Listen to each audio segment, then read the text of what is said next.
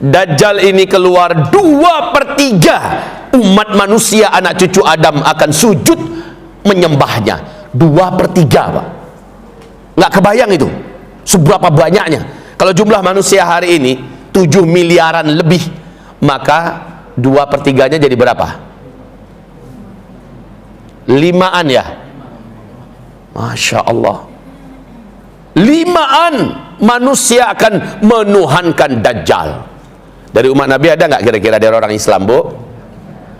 Ada nggak? Ada.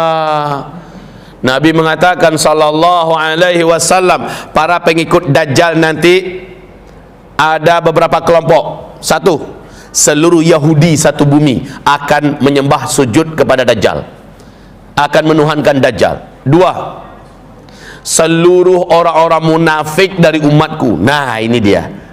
Orang munafik itu orang Islam nggak? Orang Islam. Orang munafik jelas orang Islam, karena munafik nggak ada istilahnya di agama Yahudi. Munafik nggak ada istilahnya di agama Nasrani. Istilah munafik nggak ada di agama Konghucu. Ya, itu nggak ada.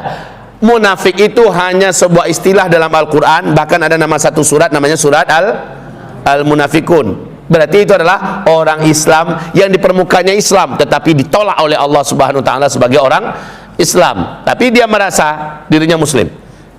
KTP-nya bertuliskan Islam, dan mungkin tampilannya juga melakukan tampilan Islam, tetapi mereka tidak diakui oleh Allah. Dan di akhirat kelak dia di dasar neraka yang paling dalam, kekal di dalamnya selama-lamanya. Lebih duluan dimasukkan ke neraka sebelum orang-orang kafir, orang munafik ini.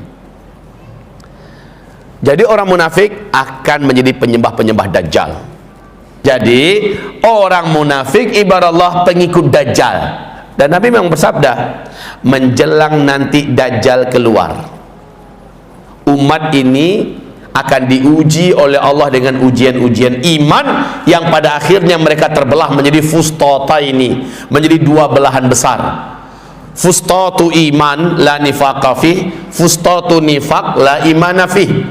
Satu belahan mereka adalah orang-orang beriman seluruhnya, tidak ada kemunafikan pada mereka. Fustatu nifaq la imana fih. Dan satu belahan yang lain, belahan kemunafikan yang tidak ada keimanan padanya. Jadi menjelang Dajjal keluar, umat Nabi nanti akan terbelah dua, belahan mukmin, belahan munafik. Fa idza kana dzak, kalau itu sudah terjadi, fantadhirid Dajjal fi yaumihi aw min ghadih. Kalau itu sudah terjadi, sudah muncul, sudah terang-terangan orang munafik, nampak betul kemunafikan mereka, dan mereka juga nggak sungkan-sungkan, nggak malu-malu menampakkan kemunafikan mereka. Di sini pentingnya kita harus mengetahui apa-apa saja sifat munafik itu, ya. Dan mereka menampakkan terang-terangan. Untuk berbagai negara di fase keempat ini, saya melihat sudah banyak agenda-agenda yang dimunculkan oleh Allah dalam rangka tersaringnya antara orang beriman dengan orang munafik. Kalau di Indonesia saya lihat salah satu agenda terbesar, saringan yang paling nampak, yaitu saat pelecehan penghinaan surat Al-Maidah ayat 51 dimulai. Saat itu saya perhatikan Bapak Ibu, sampai hari ini saringan masih terus berlangsung antara orang beriman dengan orang munafik. Yang beriman terang-terangan menampakkan komitmennya kepada agama, terang-terangan mempersiapkan dirinya untuk segala risiko yang terpahit sekalipun demi membela keagungan kemuliaan agama ini. Mereka di belakang para ulama-ulama, mereka berkorban dengan apa yang mereka punya, dan bahkan mereka siap pun menyongsong syahid kalau suatu ketika Indonesia ini dan agama ini memerlukannya. Di satu kelompok yang lain, terang-terangan memburu dunia, terang-terangan mempertahankan pangkat jabatan, terang-terangan melecehkan agama bersama dengan peleceh-peleceh agama yang lain. Dan saya yakin nggak usah saya terangkan kepada Bapak Ibu siapa-siapa orangnya, apa-apa nama kelompoknya, partai-partainya dan lain-lainnya. Terang-terangan ini zamannya. Di Malaysia juga hal yang sama terjadi. Di Singapura, apalagi di Brunei, di Filipina, di Thailand, sampai ke sana, sampai ke Timur Tengah, Pak. Apalagi Amerika dan Eropa, Rusia, Jerman dan sebagainya.